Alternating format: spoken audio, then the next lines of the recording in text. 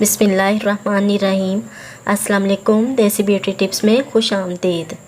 जिन लोगों के बाल मसलसल गिर रहे हैं उनके लिए आज मैं इंतहाई पावरफुल देसी नुस्खा लेकर आई हूँ, जिसके इस्तेमाल से इंशाल्लाह बाल गिरना बंद हो जाएंगे और इसके अलावा बाल लंबे घने और स्याह भी हो जाएंगे।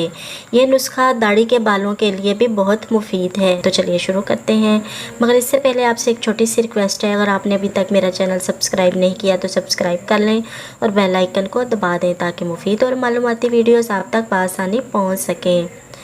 इस नुस्खे के लिए आपने लेना है नीम गर्म सरसों का तेल 2 चम्मच और 2 चम्मच ही आपने लेना है अदरक का पानी।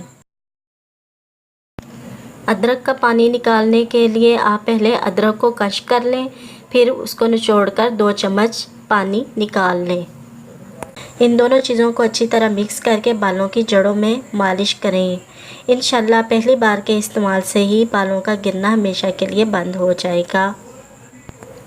ये नुस्खा आप हफ्ते में एक बार इस्तेमाल कर सकते हैं। रात को बालों की जड़ों में तेल को लगाएं और सुबह को किसी अच्छे साबुन या शैम्पू से धो लें। वीडियो अच्छी लगी हो तो अपने प्यारों के साथ ज़रूर शेयर कीजिएगा। इजाज़त चाहती हूँ, एक नई वीडियो के साथ हाज़िर होंगी। अल्लाह हाफिज़।